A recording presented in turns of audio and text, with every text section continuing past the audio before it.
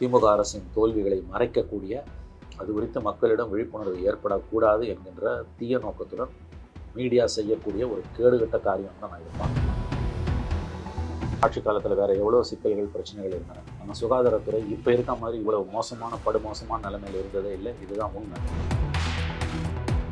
புதுசாக கட்சி ஆரம்பித்த விஜய் இந்த அரசுக்கு எதிராக என்ன பேசியிருக்காங்க, இந்த 1.5 வருஷம் என்ன செயல்பட போகிறன்றதை பொறுத்து தான் 1 சீட் 2 சீட்டாக ஜெயிக்கிறியான்றது முடிவு செய்யப்படும். அப்படியே போய் இப்படி 26 ஜெயிச்சு சிஎம் ஆகிட முடியும், எதிர்கட்சி தலைவராக கூட ஆக முடியாது. நீங்கள் போகிறது மட்டும்தான் முக்கியம் கிடையாதுங்க.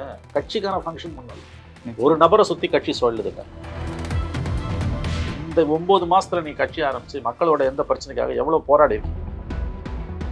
அடுத்த 5 வருஷத்துக்கு நீ நீட்டை மாற்ற முடியாது. நீட்டை மட்டுமே பிடிச்சி தொங்கிங்கிறீங்கன்னா நீ மக்களை ஏமாத்துறோம். ஜெயிப்பியா தோப்பியான்னு இப்போ பேச வேணாம். இன்னைக்கு நீ எப்படி செயல்படுறன்றதான் முக்கியம். வழக்கமாக ஒரு அரசியல் கட்சி ட்ரெடிஷ்னல் பொலிட்டிக்கல் பார்ட்டியோட ஸ்டைல் ஆஃப் ஃபங்க்ஷனிங் அவர்கிட்ட இல்லை. ஆமாம், விஜய் இப்போ வந்து சீமான் வந்து எல்லா இடத்துலையும் ப்ரெஸ்ஸை பார்க்குறாரு.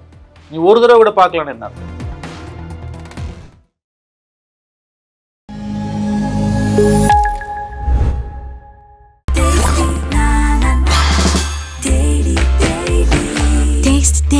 Taste the Daily.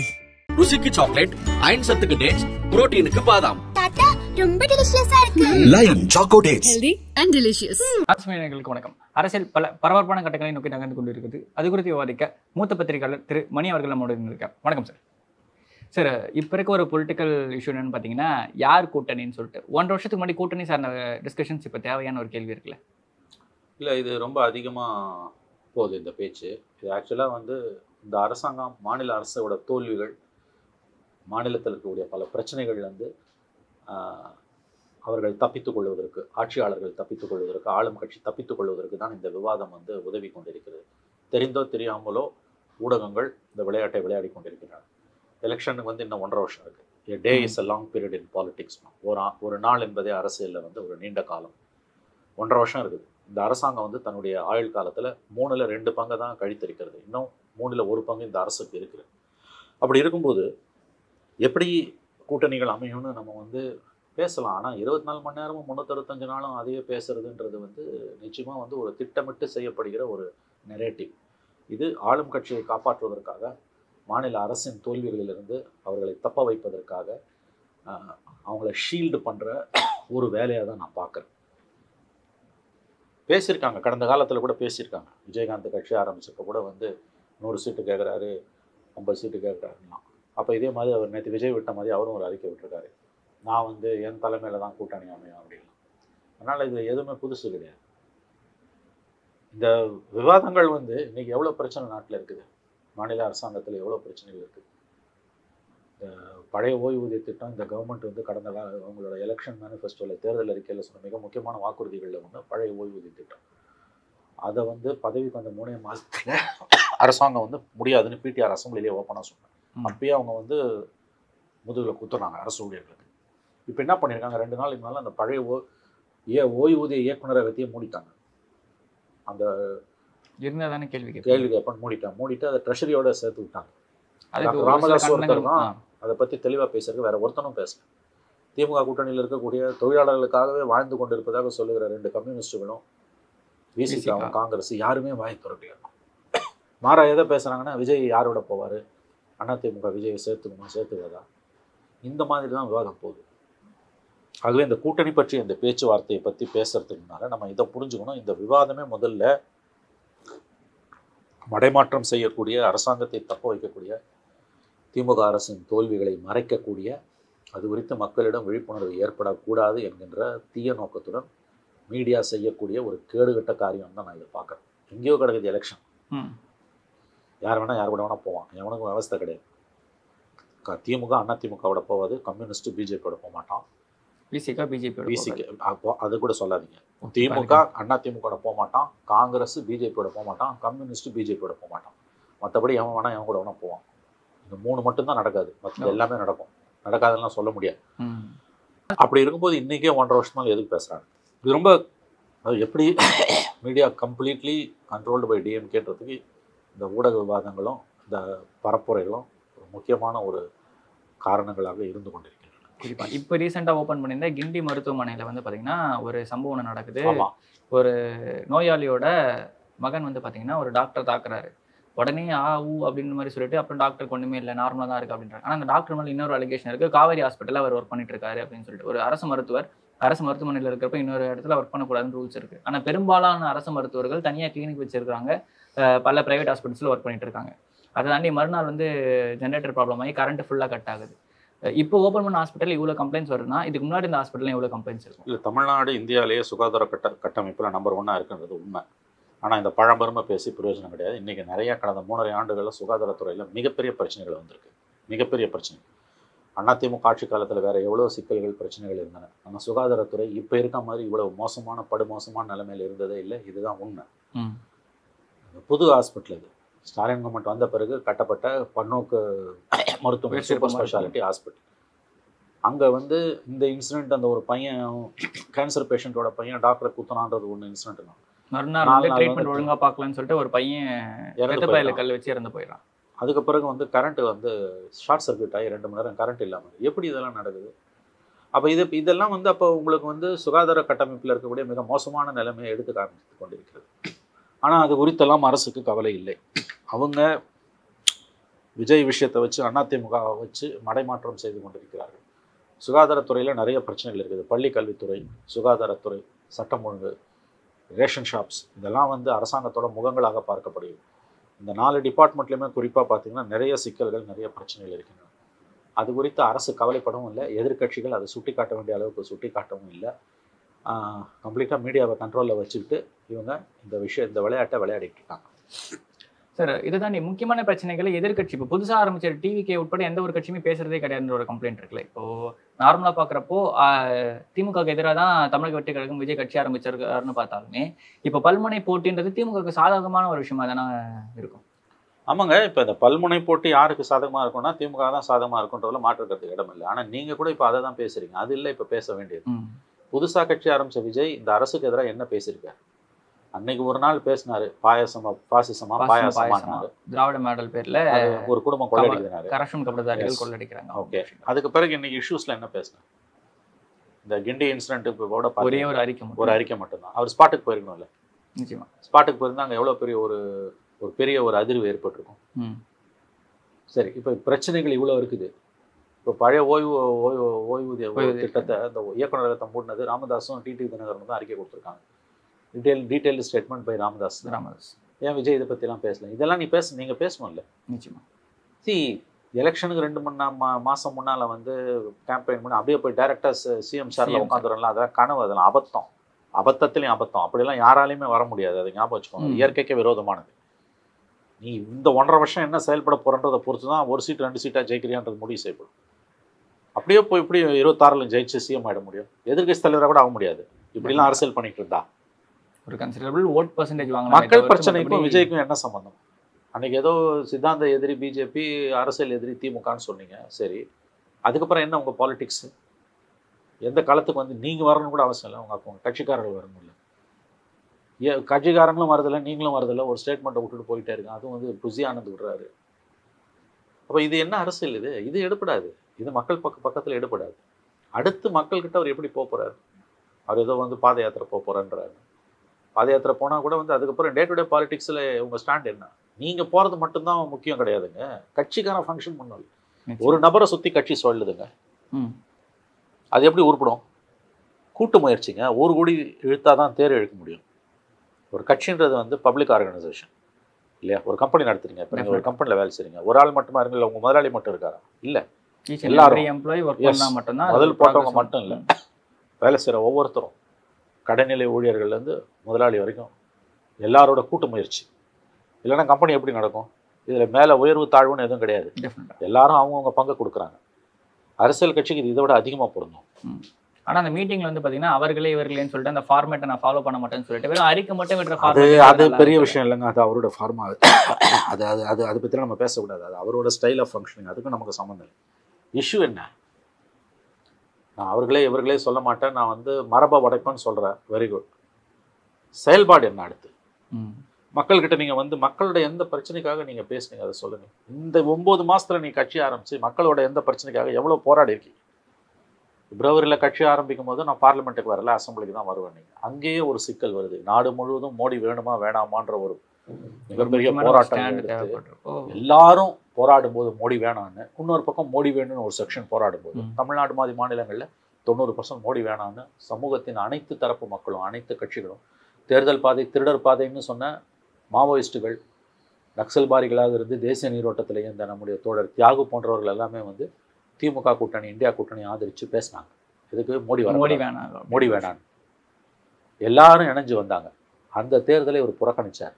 அங்கேயே பிரச்சனை, யாருக்கும் ஆதரவுன்ற நிலைப்பாடு கூட எடுக்காம மௌனம் சாதிச்சார். அதுவே ஆபத்தானது. இவரோட பிரச்சனை அங்க ஆரம்பிக்குது.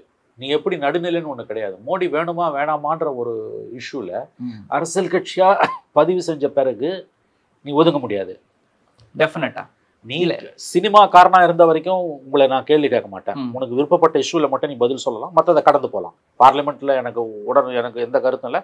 ஆனா அசம்பிளில வந்து இன்னார் வேணும் இன்னார் வேணான்ற ஸ்டாண்டை நீ எடுக்கிறேன்னா நான் அதை பத்தி கேட்க மாட்டேன். பிகாஸ் வேற சினிமா பர்சனாலிட்டி, நீ ஒரு சினிமாக்காரன், வேற ஆக்டர்.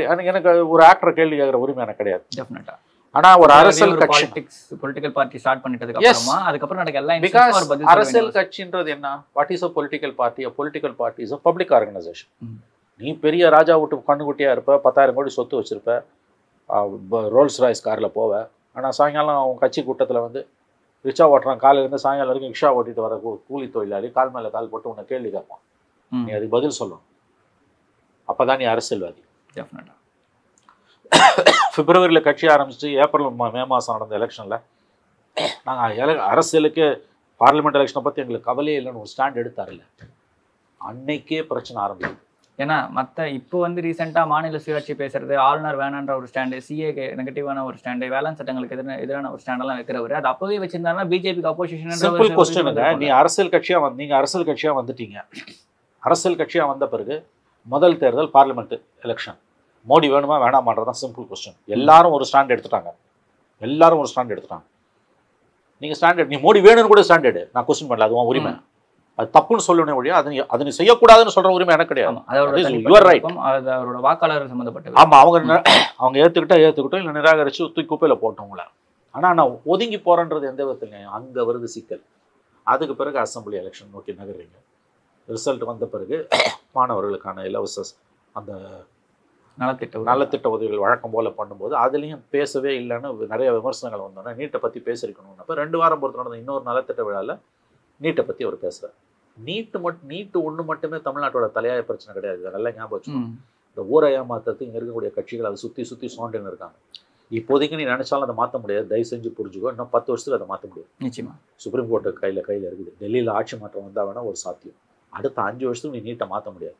நீட்டை மட்டுமே பிடிச்சி தொங்கின்னு இருக்கீங்கன்னா நீ மக்களை ஏமாத்துறோன்னு அர்த்தம்.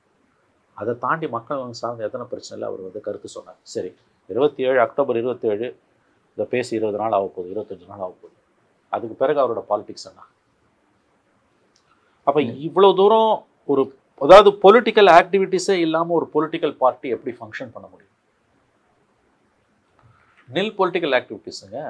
ஒரு ஆர்ப்பாட்டம், ஒரு தர்ணா, எதுவுமே பண்ணல. ரீசனா அந்த வாக்காளர் அது ஒண்ணுதான் மட்டும் தான் பண்ணிருக்கு. ஒரு ஆர்ப்பாட்டம், ஒரு தர்ணா, ஒரு உண்ணாவிரத போராட்டம், ஒரு சாலை மறியல், ஒரு ரயில் மறியல், அட்லீஸ்ட் மருத்துவர்களுக்கு சப்போர்ட் பண்ணியாவது போய் நின்று இருக்கலாம். மருத்துவ நீதிமன்றங்களை நாடுறது பிரச்சனைகளுக்காக.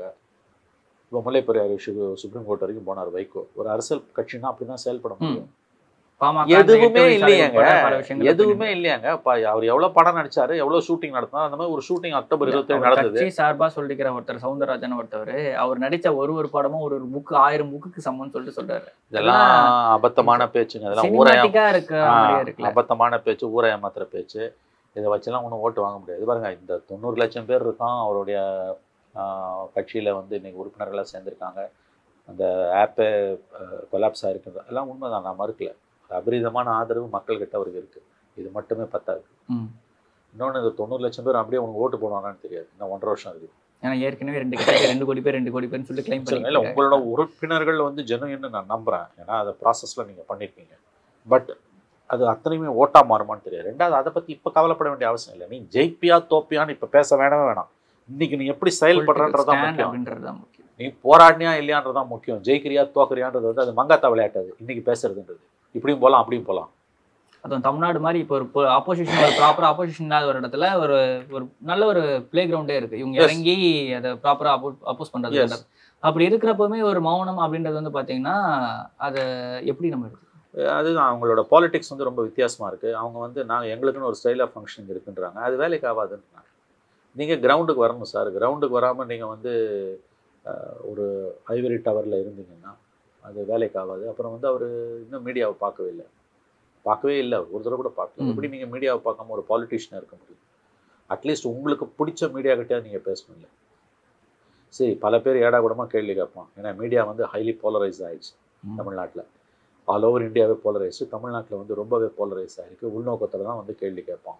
ஒன்று ஆதரித்து கேட்பான், இல்லை எதிர்த்து கேட்பான். எதிர்த்து கேட்க தான் வாய்ப்புகள் அதிகம்.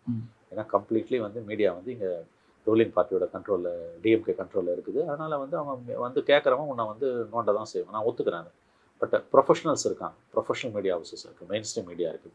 அதில் உங்ககிட்ட பிடிச்சவங்ககிட்ட, நான் சொல்கிறது டிவி கூட இல்லை, பிரிண்ட் இருக்குது, பேசலாம் இல்லை? பிரிண்ட் ஜேர்னலிஸ்ட் நிறைய பேர், எவ்வளோ பேர் ஒழுங்காக பண்ணுறவங்க, எவ்வளோ பேர் ப்ரொஃபஷனல்ஸ், எவ்வளோ பேர் இருக்காங்க, நேர்மையாக தொழில் தர்மத்தோட இயங்குறவங்க எவ்வளோ பேர், அவங்ககிட்ட பேசலாம். நான் யாருக்கிட்டமே பேச மாட்டேன். மீடியா கிட்ட பேசாததுக்கு அவருக்கு நெருக்கமானவர்கள் சொல்கிறது மீடியா கிட்ட அவர் பேச மாட்டார் இப்போதைக்கு. ஏன்னா மீடியா வந்து ஹைலி போலரைஸ்டாக இருக்குது. ஹைலி போலரைஸ்டுன்றது உண்மை. ஆனால் எல்லா காலத்துலையுமே அப்படி தான் இருந்தது. டிகிரி தான் வேறு. புதுசாக வரக்கூடிய ஒருத்தனா அப்படி தான். காங்கிரஸ் ரூலிங்காக இருந்தால் காங்கிரஸ்க்கு ஃபேவராக இருக்கும், பிஜேபி ரூலிங்காக இருந்தால் பிஜேபி ஃபேவராக இருக்கும், டிஎம்கேனா டிஎம்கே ஃபேவராக இருக்கும், ஏடிஎம்கேனா ஏடிஎம்கே ஃபேவராக இருக்கும். அவர் அப்போசிஷன் லீடராக, ஒரு பவர்ஃபுல் லீடராக இருக்கணும்னா அந்த மீடியா எதிர்க்கு நீங்கள் மீடியா உங்களுக்கு பிடிக்குதோ பிடிக்கலையோ மீடியா கிட்ட பேசியாகும். நீங்கள் வந்து மீடியாவை இக்னோர் பண்ண முடியாது. மீடியா மீது நீங்கள் வைக்கக்கூடிய குற்றச்சாட்டுகள் அத்தனையும் உண்மை, நான் மறுக்கல. But still you have to engage media. அதை தாண்டி நீ போக முடியாது. ஏன்னா உனக்கு ஆப்ஷன் இல்லை. பிகாஸ் ஒரு பாலிட்டிஷியன். அதுவே இல்லாமல் ஒரு சிலோன்னு வாங்க, ஒரு தனியாக ஒரு கூண்டுக்குள்ளே இருக்க மாதிரி இருந்தால் அது வேலைக்காகும். ஸோ நிறைய ப்ராப்ளம்ஸ் இருக்குது அவர்கிட்ட. செயல்பாடுகள் வந்து ஒரு ஒரு வழக்கமாக ஒரு அரசியல் கட்சி, ட்ரெடிஷ்னல் பொலிட்டிக்கல் பார்ட்டியோட ஸ்டைல் ஆஃப் ஃபங்க்ஷனிங் அவர்கிட்ட இல்லை. இது ரொம்ப கவலைக்குரிய ஒரு விஷயம். இது ரொம்ப ஆபத்தானது என்னை பொறுத்த வரைக்கும். அது லாங் டேர்ம் அப்படின்றது இது செட் ஆகுமா அப்படின்ற ஒரு விஷயம். நிச்சயமாக பல சிக்கல்கள் வரும். நீங்கள் தொட்டா சினிங்காக இருக்க முடியாது. முதல்ல நீங்கள் சினிமாக்காரன்ற மைண்ட் செட்லேருந்து வெளியில் வரணும். மீடியாவை இந்த சினிமாக்காரங்க ஹேண்டில் பண்ணுறதுல நீங்கள் பார்த்தீங்கன்னா விஜயகாந்த், ரஜினி, இவங்க எல்லாருமே அந்த பிரச்சனை, கமல், இவங்க குறிப்பாக ரஜினி, விஜயகாந்துக்கெலாம் அந்த பிரச்சனை ரொம்ப வந்திருக்குது. இந்த தூத்துக்குடி துப்பாக்கி சூடப்போ போய் ரஜினி போனப்போ அங்கே ஒருத்தன் கேட்டான்ல, நீ யாருன்னு கேட்டான். தாங்க முடியாமல் தான் ஏர்போர்ட்டில் வந்து வெடிச்சார். சமூக விரோதிகள் ஊடிட்டாங்க. எல்லாத்துக்கும் போராட்டம், நாடு சுடுகாடாயிடும். அப்புறம் போய் அருணா ஜெகதீசன் கமிட்டியில் வந்து நான் அப்படி சொல்லலை இப்படி சொல்லலைன்னு சால்ஜாப் சொன்னார் ரஜினி. ஏன்னா அவருடைய 50 வருஷ சினிமா வாழ்க்கையில் அவர் பார்த்த மீடியான்றது என்னது? சொரிஞ்சு விடுற மீடியா. அவர் பேசுவான். அந்த மீடியா வலிக்கவே வலிக்காத மாதிரி, வாழைப்பழம் மாதிரி. அந்த மாதிரி தான் விஜயகாந்த். அப்படிதான் அரசியல் பொலிட்டிக்கல் ரிப்போர்ட்டிங் அப்படி இல்லை, நார்மலாக கிழிப்போம். டெஃபினட்டா. ஸோ அதுதான் இப்போ விஜய் கிட்ட இருக்க சிக்கல். நீங்கள் இன்னமும் சினிமாக்காரராக இருக்கக்கூடாது. நீங்கள் அரசியல்வாதியாக வந்துட்டீங்க. இந்த 2வது அவதாரத்தை, 2வது பிறப்பு, செகண்ட் பர்த் உங்களுக்கு வந்துருக்கு. அதுக்கேற்ற மாதிரி நடந்துக்கலாம்னா அகைன் இட்ஸ் அ ப்ராப்ளம். அது இன்றைக்கி இருக்க சோஷியல் மீடியா ஏஜில் நீங்கள் வந்து மீடியாவை ஏதாவது ஒரு விதத்தில் என்கேஜ் பண்ணி தான் ஆகணும். ஐ அக்ரி, மீடியா வந்து ரொம்ப மோசமாக இருக்குது. இன்றைக்கி கம்ப்ளீட்லி போலரைஸ்டாக இருக்குது, ஒப்பீனியனேட்டடாக இருக்குது. திமுகவோட இன்ஃப்ளூயன்ஸில் தான் பெரும்பாலான தமிழ்நாடு மீடியா இருக்குன்றது 100% உண்மை. பட் இன்ஸ்பைட் ஆஃப் தட் நீங்கள் மீடியாவை என்கேஜ் பண்ணி தான் ஆகணும். ஏன்னா நீங்கள் பாலிட்டிஷியன் இல்லை. ஆனால் அவருக்கு அதில் ஒரு ஸ்கோப் வேறு. வெல் வெர்ஸ்டு பொலிட்டிஷியனாக இருந்தாருன்னா, இல்லை ஒரு நல்ல ஒரு பொலிட்டிக்கல் நாலேஜ் வச்சிருந்தாரு விஜய் அப்படின்னா, அவருக்கு அதுவே ஒரு ஸ்கோப் ஆகும்ல. இப்போ வந்து பார்த்தீங்கன்னா ஒரு சில விஷயங்கள் தப்பாக பேசினாலுமே சீமான், அண்ணாமலை போன்றவர்கள்லாம் தொடர்ச்சியாக செய்தியாளர்களை சந்திச்சுட்டே தான் இருக்காங்க. போகிற இடத்துலாம் ப்ரெஸ் மீட் கொடுத்துட்டு தான் இருக்காங்க. ஆமாம், விஜய் இப்போ வந்து சீமான் வந்து எல்லா இடத்துலையும் ப்ரெஸ்ஸை பார்க்குறாரு. நீ ஒரு தடவை கூட பார்க்கலான்னு என்ன அர்த்தம்? நீங்கள் வந்து சீமான் பார்க்குற மாதிரி பார்க்கணும் கூட அவசியம். டெய்லி ஒரு ப்ரெஸ் மீட்லாம் அவசியமே இல்லை, தேவையே இல்லை. அது பிரச்சனை தான் உண்டாகும், சிக்கல் பண்ணுறதுன்னு வருவான். பட் ஒரு தடவை கூட நான் ப்ரெஸ்ஸை பார்க்கலன்னா அது என்ன சொல்ல போனால் அது மக்களை மதிக்காத ஒரு தன்மை. நீங்கள் மக்கள்கிட்ட எப்படி போவீங்க? ஒன்லி த்ரூ மீடியா தான் போவீங்க. மீடியாவை பைபாஸ் பண்ணிவிட்டு நான் டைரெக்டாக சோஷியல் மீடியாவில் ஹேண்டில் பண்ணுறேன். அது அபத்தமானது. அப்படி இந்தியாவில், உலகத்தில் எந்த பாலிட்டிஷியனும் கிடையாது. Twitter and Facebook, Instagram, YouTube மக்களோட நேரடியாக அவங்கள பண்ணுறதுக்கு ஒரு டெக்னாலஜிக்கல் அட்வான்டேஜ் இருக்குது. பட் ஸ்டில் நீ மீடியாவை பைபாஸ் பண்ணிவிட்டு அதை பண்ண முடியாது. டெஃபினட்டாக இது சிக்கல் வருது. இதில் இப்போ இந்த இடத்துல திமுக இருந்து ஒரு ஓட்டு விஜய் பக்கம் டிரான்ஸ்ஃபர் ஆகுதுன்னா, திமுக மீடியா சார்ந்த ஒரு கொஸ்டின்ஸ்க்கு அவர் ப்ராப்பரா ஆன்சர் பண்ணாருன்னா தான் இங்க இருக்க அந்த ஓட்டுன்றது டிரான்ஸ்ஃபார்ம் ஆகும். திமுக கிட்ட இருந்தோ, அதிமுக கிட்ட இருந்தோ, சீமான் கிட்ட இருந்தோ, அண்ணாமலை கிட்ட இருந்தோ ஒரு ஓட்டு டிரான்ஸ்ஃபார்ம் ஆகுதுன்னா, இவங்களை சார்ந்த மீடியா கேட்கிற கேள்விக்கு அவர் எவ்வளவு தெளிவாவோ நாலேஜபிளோ பதில் சொல்லும் போது தான் விஜயோட ஓட்டுன்றது இன்க்ரீஸ் ஆகும், அவங்க கிட்ட இருந்து டிரான்ஸ்ஃபர் ஆகும். எதுவுமே நான் சொல்ல மாட்டேன் அப்படின்றப்போ வந்து பார்த்தீங்கன்னா ஒரு நார்மலாக ஒரு சினிமாட்டிக் பர்சன்ட் அளவுக்கு தான் போயிடுவார். அதனால அந்த சிக்கல் இருக்குது. தன்னுடைய செயல்பாடுகளை இவர் மாற்றிக்கொள்ளாவிட்டால் தாவேகாவோட பயணம் என்பது கடினமானதாக மாறிப்போம். இந்த பாருங்கள், இந்த பாப்புலாரிட்டி உண்மை, நானே பல தடவை பதிவு பண்ணிருக்கேன், அவருக்கு ஹியூஜ் பாப்புலாரிட்டி இருக்குன்றது உண்மை. இதுவரை தமிழ்நாடு அரசியலுக்கு வந்த 3 முக்கியமான சினிமாக்காரர்கள்னு சொன்னால் சிவாஜி கணேசன், விஜயகாந்த், கமலஹாசன். அவங்களுக்கெல்லாம் இல்லாத அளவுக்கு அபரிதமான ஆதரவு இன்றைக்கி விஜய் கிட்ட இருக்குது. ஆனால் இன்னும் 1.5 வருஷம் இருக்குது எலெக்ஷனுக்கு. அது ஓட்டாக மாறுமா மாறாதான் நமக்கு தெரியாது. மாற்றுறதுக்கே கூட வந்து நீங்கள் இப்போ இருக்க செயல்பாடுகளை மாற்றி அமைச்சுக்கணும், இல்லைன்னா ரொம்ப கஷ்டமாக போயிடும். Okay sir.